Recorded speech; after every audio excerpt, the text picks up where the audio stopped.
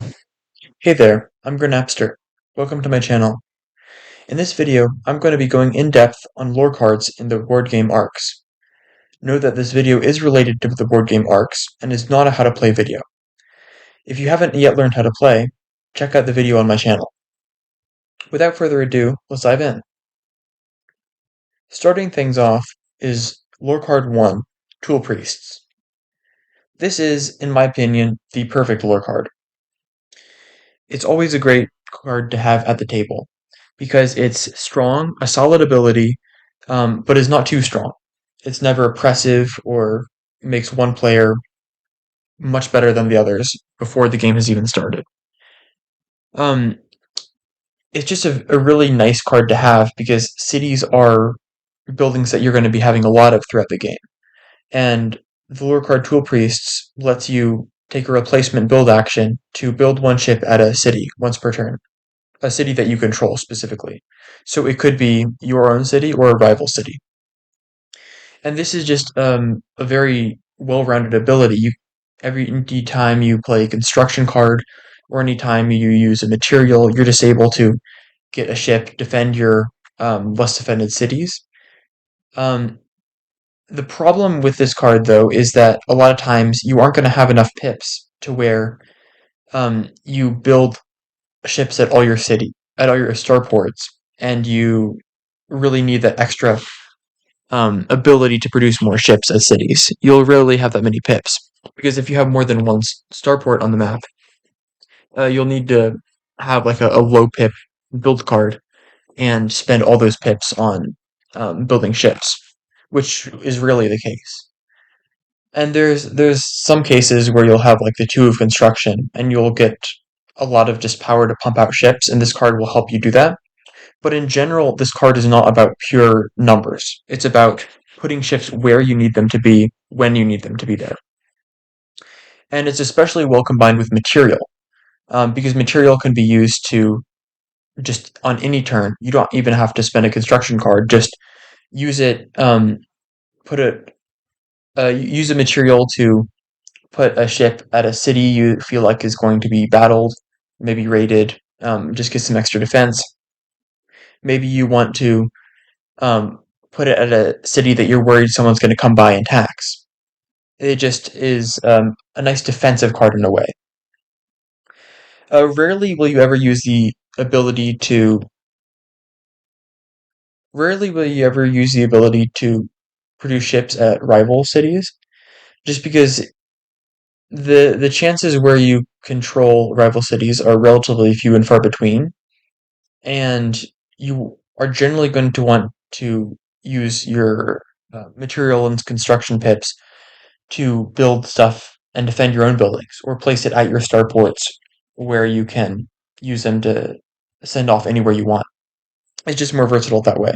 But if you do need to maintain control of a rival city, just for that last captive or tyrant, um, or just one more ship there before you engage in a raid, then it's a great card for it.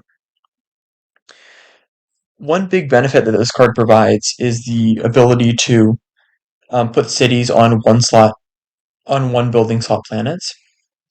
A lot of times in the game, placing a city on a planet with one building slot is sort of a risky play because you have the ability to tax that planet, which is super nice. But then again, you don't have the ability to easily get ships in there to defend it. Whereas on a two building slot planet, you could put a city and a starport. You could have the city to tax and the starport to build ships and go on an offense if you need to. But one city is not very defensible. You need to have a starport adjacent to it or far away, in which case you'll also need a clear path to catapult to it to um, just passively defend the city. And you're going to end up spending a lot of pips to do that, which in a game all about using your actions efficiently is not something you want to be doing a lot. So this is a great card for those scenarios where you have a city on a one building slot planet. You can spend your construction pips to shore up those less defended cities without the need to spend move actions or clear the gates to defend. that city. In terms of what leaders it's good for, it's quite strong for all the leaders that start with two cities. So like Feastbringer, Archivist, is pretty good for them because they don't have the ability at the start of the game to build ships out of starports. So if construction is led a lot in the early game, a lot of times that means the Archivist and Feastbringer are pretty dead in the water. They're going to have a massive tempo disadvantage, whereas leaders that start with starports or ships that are in systems with empty building slots are going to be able to spend those pips more effectively and just get ready for the rest of the game.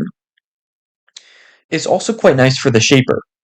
The Shaper is a relatively niche fate, but the advantage that it has with Tool Priests is the Shaper doesn't really like starports all that much because they cannot catapult move from starports, and instead they catapult move from gates. So it synergizes well because you don't need starports as much from your leader, and this lore card means you don't need starports as much for building ships. So with the Shaper, you can go in with a lot of cities, um, just using your material and construction pips very sparingly to build the ships at the cities when you need. Maybe getting one starport in the game, but you don't really need much more than that. And it's really nice to have that flexibility. In terms of leaders is bad for, the anarchist is obviously one. They are really bad at building cities because when they build cities, it effectively just takes away a place they're able to tax. The loyal cities have almost no advantage over um, just an empty building slot, so it's very bad, and this just does not synergize with that at all. The quartermaster is also not a very good um, leader that synergizes with this card because you're going to be building a lot of starports as a quartermaster, and that just plays into the ineffectiveness of this lore card. Because if you have a lot of starports, then you aren't often going to need to build your ships at cities, just because you're going to have starports at double building slot planets with your cities, or you're just going to have so many starports on the map that by the time it comes to build at your cities, you already have all your ships out. And especially since they're good at keeping ships on the map, they're going to need to build less. Alright, moving on to the second lore card, which is Galactic Rifles. Galactic Rifles is a very fun card, and it gives you the ability Fire Rifles, which is a replacement battle action, not a replacement that you commonly see. It says, like in a battle, choose a system and collect skirmish dice for fresh loyal ships there. Choose a defender in an adjacent system, roll the collected dice, and deal one hit to the defender per hit symbol rolled. So basically, this just lets you use your fresh ships to skirmish in an adjacent system. And this is a very fun card to use. The problem is, it's just not very good. It's really cool because you can sweep into a system, go to the gate, and use your fleet to just battle enemies without them being able to attack you back because they're in a different system. So it takes them more actions to get to you in battle. Um, the problem with that is that you're rarely going to get many hits because you're only able to collect dice for fresh ships. Um, so if you have a fleet of damaged ships, which would normally be able to go in and do the full amount of damage that a fresh ship would, these just aren't as good because you can't use those damaged ships. So it basically makes you want to repair more and just use your actions more ineffectively to take advantage of this card, where you could instead just be taking one extra move or finishing your catapult move to go take a more effective battle. And there are some occasional situations where it can be useful. Like maybe you lead with the six of aggression, so you know nobody's going to be able to surpass you, or seven in a four-player game. So you know no one's going to be able to surpass you, and you can play that. So your opponents only will get one pip to retaliate, so they may not be able to move and battle you. So that would keep you safe. But a lot of the times, um, spending an extra move action to come battle you isn't a very high cost. So this actually doesn't keep you as safe as it may first appear.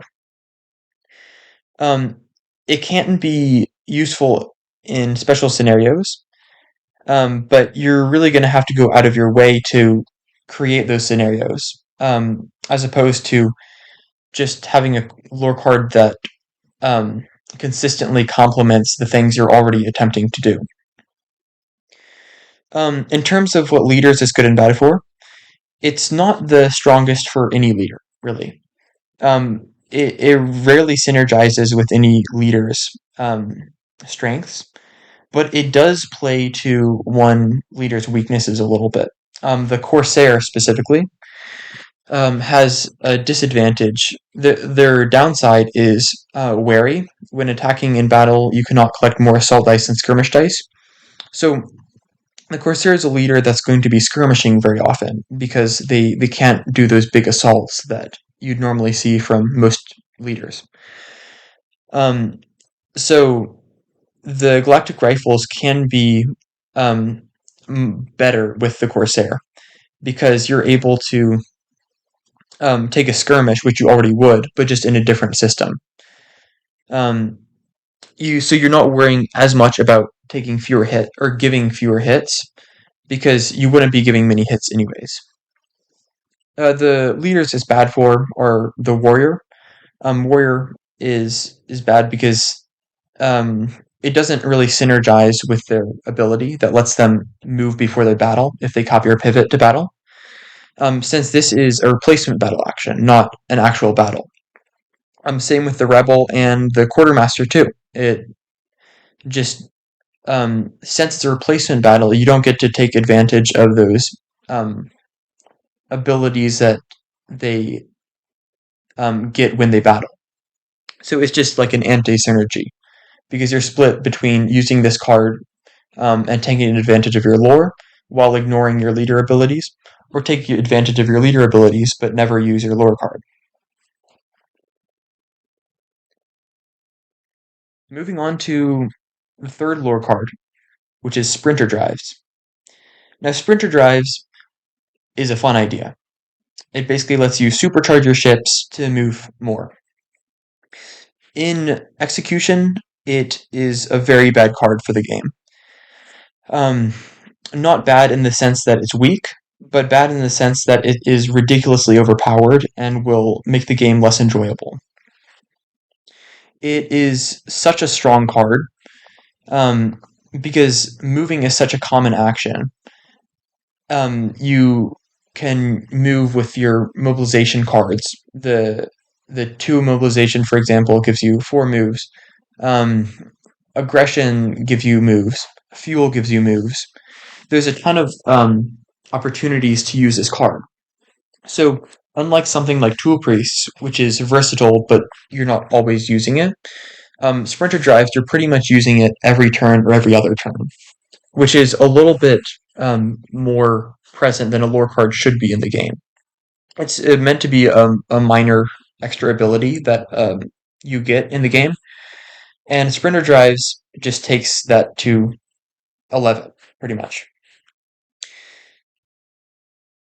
The massive mobility that it gives you is quite ridiculous for a couple ways. The first way is it lets you bypass people blockading the gates. A big tactic in arcs is to keep your ships in the gate, or keep at least one ship in the gate, so you control it, and so that rivals can't catapult into your systems. And obviously, they can eventually get into your systems by moving, like spending an extra move, but you reduce the efficiency of their attack, essentially. With Sprinter Drives, that just completely ignores that, though, because it lets you move an extra time after you take a move. More specifically, when you move fresh loyal ships, you may move any of them one more time. Damaged ships can move with them, but won't get the extra move. Um, so it could just completely ignores blockading the gates because you can just move past blockades and just get extra movement. Um, it also lets you move across planets easier.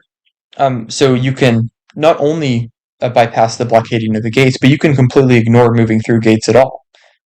If you just take a move to an adjacent planet and then move again, it's just crazy how that works. And just to add on top of it, the leader games ruled that um, every fresh little ship that takes the extra move doesn't have to move to the same system. So, for example, if you have a group of three ships that move into a gate, they could each take an extra move and each move into a different planet of that cluster. So, not only is it one extra move, it is more like one move per ship you have extra. So it lets you spread out to a crazy degree. Um, you should not need necessarily a guide to understand how to use this well, because if you're moving a lot, which you are going to be, this just makes you much better at it. In terms of its cons, there are none. It's an action you're using all the time, and it makes you amazing at it. For leaders that it's good with, the warrior is one that it's great with. Warriors get to move extra when they copy or pivot to battle. So this just lets you essentially move twice before or after you battle. So just more mobility before you take your tactical hits, which is quite nice. It also synergizes with the rebel. A big problem with the rebel is that they can only move two ships at a time. But with the sprinter drives, you can move still only two ships, but you can just move them further. And what you lack in ability to move a lot of ships, you make up for in versatility or mobility with those ships. And finally, it synergizes very well with the fuel drinker. The fuel drinker gets a lot of fuel. Um, More fuel means more chances to proc this ability. So just synergizes very well. In terms of bad synergies, there are really none. Every leader gets a huge advantage from having this. But in terms of the leader that gets slightly less benefit, the Mystic does. Because the Mystic starts the game with Fuel Outrage. And Fuel Outrage doesn't let you spend fuel to move, which means you'll have fewer chances to proc this ability. It's a little bit like the inverse of the Fuel Drinker, where the Fuel Drinker has more fuel, so more moves, so you get to use this very powerful ability more. Whereas Mystic can't use fuel, so they get less moves and less chances to proc this very powerful ability. Alright, on to the fourth and final lore card I'm going to be covering today. It's Mirror Plating. Now, Mirror Plating is one of my favorite lore cards in the game. It's just a very fun, solid defensive ability, and the art is fantastic. It says when you defend in battle, add one intercept to the attacker's roll if they rolled any number of assault dice. So this is an interesting card. Um, and the reason it's interesting is because I called it a strong card, but you're almost never going to see it actually help you. You'll rarely see a case where this card is going to make a big flashy play and cause an intercept that damages a lot of your opponent's ships. And the reason is because if your opponents know that if they roll an assault dice, you're going to intercept them automatically. They're not going to roll intercept. They're not going to roll assault dice. Sorry. Um, so you're rarely actually going to get this ability to work. Um, but that's a is really good if this ability never works.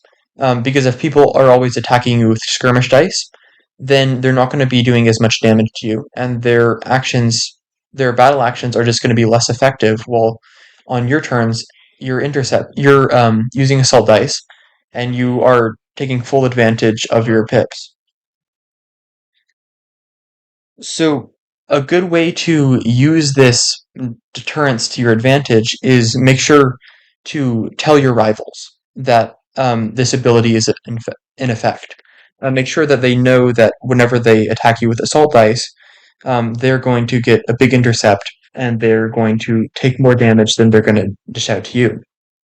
So the more that your rivals are afraid of this ability, the less they're going to roll assault dice against you, which, as I've already stated, is very nice.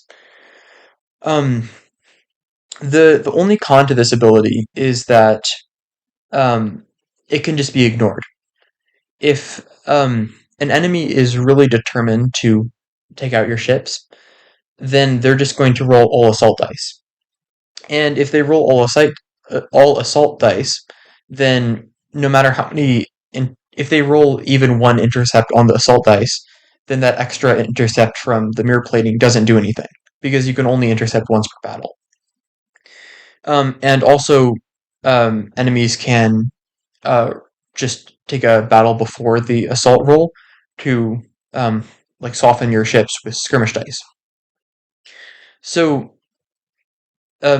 it's easy to play around, um, but it takes more actions to play around, which is basically the benefit you're getting here. You're gaining the benefit of tempo because enemies are wasting more actions to police or take stuff from you. And that's all what this game is about. So just make sure your rivals are constantly afraid of it and they won't attack you. In terms of leaders that it synergizes with, it pretty much synergizes with every leader because um, a defensive ability is kind of strong in all cases. So it was really hard to pick out notable leaders. But in terms of what I think complement this ability, the agitator is one. Um, because your ability irregular, if a rival attacks you in battle and rolls intercept, they do not take hits from fresh defending ships. This mirror plating is just going to be causing the intercepts to happen more often.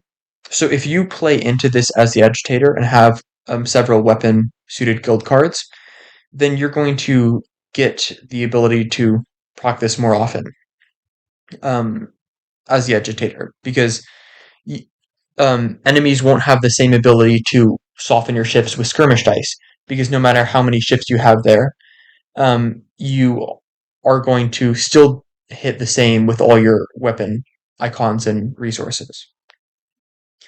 In terms of leaders it's bad with, it's really not bad with any. There is no leader that doesn't like this ability. All right, now that I've talked about all the lore cards that I've presented today, Tool Priest, Spinner Drives, Mirror Plating, and Galactic Rifles, it's time to rank them. Um, I'm going to be starting a tier list that I rank every lore card on, and these are the first four up. So as you'll see on this tier list, um, Galactic Rifles is first. I put that in C tier. And this is more like a low C tier. And this is because it is a card that is interesting. It will get some use, but it will never be the best option available. You're never going to get like a load of value that you couldn't get from just attacking normally. So that's why it goes in low C tier. For Tool Priests, I could not really decide where that should go, if that should go in high B tier or low A tier, and I opted to put it in low A tier because it's an ability that you're going to get to proc a lot, so it's very versatile because it's a replacement build action. And the chances you'll have to use this over other lore cards, it just makes it a solid choice most of the time, almost all the time. Mirror plating, this is going near the upper end of A tier because it's just a very strong ability that will help you in every single game. Every single leader likes it. It's never a bad choice. And sprinter drives, I put that in SD tier. If you couldn't tell, that stands for sprinter drives. And that is because this card is so strong it deserves its own tier. No other card is going to go in sprinter drive tier.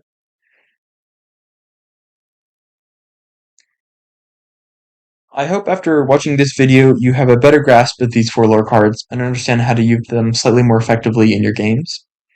If you liked what you saw, stay tuned to my channel because I'm going to be discussing other lore cards in the future. I'm going to get through all the lore cards, then make my way on to leaders, potentially even lore cards for fates in the game in the Blighted Reach expansion. Um, Thank you for watching and have a good day.